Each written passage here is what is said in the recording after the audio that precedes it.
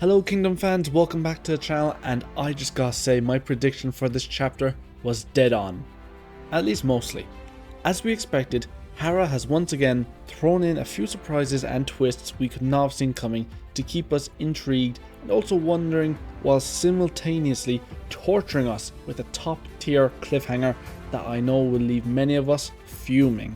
And as always guys, before we get into it, I just want to remind you that if you enjoyed this video and seeing plenty of Kingdom content, then remember to give this video a like and to smash that subscribe button with that notification bell so you can stay up to date with what may very well be the greatest arc in this series. Now, other than this beautiful work of art showing Kyokai in her new armor, where I am not only glad to see that she is sticking to her color scheme of white and red, but I also can't help but think that her helmet really is very similar to former 6th grade General Kyo, and also seeing Kyokai's symbol all over her armor, I can't help but think of Shibashu's hair, but that's not really relevant. At least not for now. You never know what Hara may come up with next, though I really doubt it. Sorry, I ramble on. As I was saying, other than that poster, we see bits of every battlefield in this campaign, some more than others. For example, we get no information about Kyokai and Kisui's battle other than the battle has officially begun. We see the Rukiyomi army engage the peculiar looking Ganshu, where all we know is that Rukiyomi is trusting Kanao and Ryukoku to make their own decisions on the battlefield, while Ganshu, for now, is seemingly just facing them head on, even though he has fewer troops than them. I still think there are some devious plans set up for this battlefield, but of course we will have to wait and see. Also, we get to see the Wuhan army just before they engage the Reijoku forces. And maybe it's just the image, but Reijoku is looking very skinny and somewhat sickly to me. He kind of looks like a manga version of Shaggy from Scooby-Doo. But that's not important. What is important is that he immediately is giving me vibes of a long-range strategic type of a general like Fu Ki. Everything about him, from his appearance to the way he is taking a purely defensive stance to lure the enemy into a trap, it all just says strategic general, not combat general. Not to mention, it turns out the battlefields are even closer together than we thought again. At first we thought they would be very far apart with a load of different battlefields. Then in 853 we see that the armies are a lot closer together, but we were all hoping that they were more spread out further along the border. But now we clearly see that aside from the Yotanwa army, all the armies are basically as close as they were during the Coalition War, just a few forested hills between them.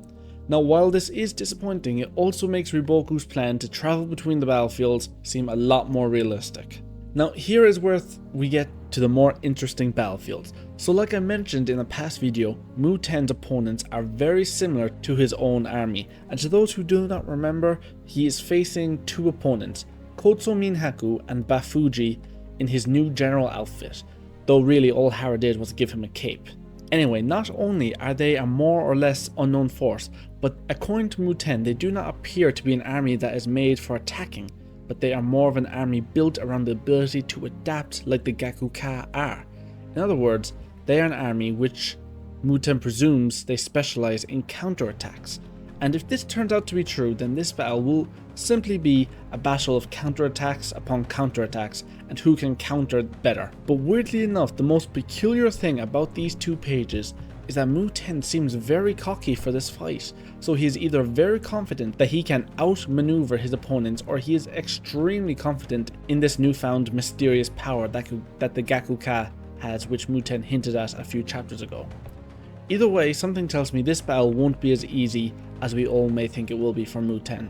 Look at it this way, we haven't seen Kotsu Minhaku show us anything yet, and all we have seen Bafuji do is fight, and while he isn't as powerful as his father, we know that he is tough enough to take a blow from the monstrous Zeno and keep on fighting. That should tell you plenty about him. If anything, he has a lot in common with Muten.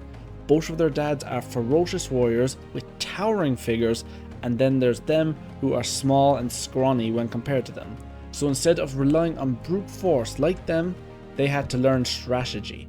So hopefully in this battle we will not only see who is the better strategist, but who is the better fighter. Because we know, well we don't know, but we presume that Bafuji is the better fighter and Muten is the better strategist, but Honestly, at this point, I think both of them will surprise us a lot. I can't see Kotsu Minhaku being anything but a support in this battle and let Bafuji take the lead. Now, when it comes to the battlefield with the Wusen and Shibashu forces, there are only two things to talk about, and surprisingly, it's not Wusen and Shibashu. Yes, we see both of them saying to their armies to begin, but that's pretty much expected. What we see is Kansuro leading a charge and Sou'ou definitely thinking about his last encounter with him, where they pray they do not meet on the battlefield in the future.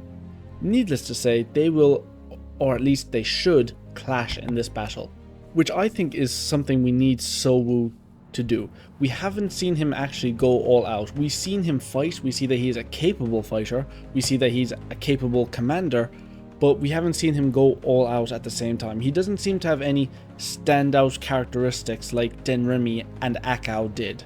So we are long overdue to see what he is really made of. Now the second thing, and in my opinion the better thing, is that we see the Seeker General Don Sarai show us a bit of what he is actually like. And while the word insane does come to my mind, I think he also gives off the impression of some sort of prophet or a preacher, saying things like, Kansuro is Sika's sword, then I am the shields that protects Sika. If Shibashu is the country, then I am the land. Then you throw in the part that he has what looks like a Templar cross on his chest plate, and his horse's headgear appears to have the Holy Cross on it. This dude clearly sees Shibashu as his god, and Sika as his kingdom of heaven, and himself as its protector. So basically, he's an archangel in his own mind. So this guy is what you may call a religious fanatic, even though Christianity has been founded, but that's besides the point. What is the point is that he has the mindset of a fanatic, which is a very dangerous foe to be facing. Not only because it means he will do whatever it takes to protect his god, no matter the means, it also means he will show no mercy to those who try to cause harm to his people, and will be sure to not die without taking as many foes as he can with him. Now, of course, this is a massive stretch, this is a massive guess, and I could be wrong about him, but for the sake of a good story, I really hope I am not. We may not have seen a guy this crazy since the haunting Mangoku was alive. Now, before I get into the Yotanwa battlefield, I gotta mention two more things from this chapter.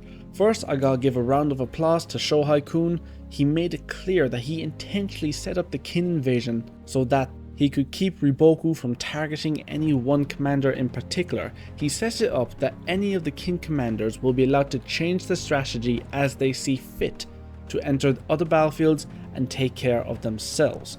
In other words, he essentially gave them the rights of one of the Kin's 6 great generals to freely wage war, if only temporarily for this campaign. I really like this because it's Shohei-kun fighting Riboku his own way since he can't be on the battlefield himself. Then of course we get to see the reactions from the higher ups or other nations as we predicted. Now most of them are inconsequential and all think Kin have the upper hand, but all of them warn to not underestimate Riboku on home territory, which is completely valid. I need not go into more. Also, in Chu, we see Karin make some comments about sending a large army up north after the war, but we cannot tell if she is serious or not, so I won't dive into that for now, but it is definitely something we will need to talk about in the future. But what we absolutely need to talk about now is the Yotanwa army and the deadly cliffhanger Hara has left us on. So not only do we see the exceptionally rare sight of a mountain tribe army charge being completely stopped in its track, which is to be expected of the Ganman army after all their big talk over the years, but we get to see the Figo King on a rampage breaking through the Zhao lines. It isn't even a challenge, and supposedly even collapsing the front line in the process. And then for only us to be confronted by Hara sending a extremely ominous message saying the battles rage on in all fields at the same time, and yet there are certain places where the events of battle could go either way from the first day. While this could mean a load of things, we couldn't predict much from it, but lo and behold, what we see on the next page explains it all. We see one of the 10 bulls of China, Sei Kaun of Zhao, come out of nowhere commanding soldiers to make way for him because he has Danto in his sights. Now, for those who do not know, the 10 bows are supposedly the 10 most elite archers in all of China, who can accurately hit a shot from 500 meters away. They are the elite of the elite and all gained renown across China thanks to a competition held a few decades ago by Zhao King Bu Rei. And while this is unconfirmed, supposedly Sou'ou is considered to be in the top 3 of the 10 bows. Needless to say, you can see why this is such a cliffhanger. It's going to be Riboku's secret weapon versus one of Yotanwa's biggest weapons. Could we be seeing another Rimbo situation, or will Danto triumph against this opponent? It will all come down to the first shot fired and whether or not Danto will be able to see it coming, because Sou'ou will not miss his first shot and he will send that thing faster than a bullet out of a gun. We know from seeing other elite actors in the series that the true masters can fire arrows and just obliterate their target. Either way, it's going to be something to look forward to, and I personally cannot wait to see it. And so, Kingdom fans, I think that's all I have to say about this chapter. If you guys enjoyed this video and enjoy seeing plenty of Kingdom content, then remember to hit that like button and smash that subscribe button down below, and I hope to see you in the next one.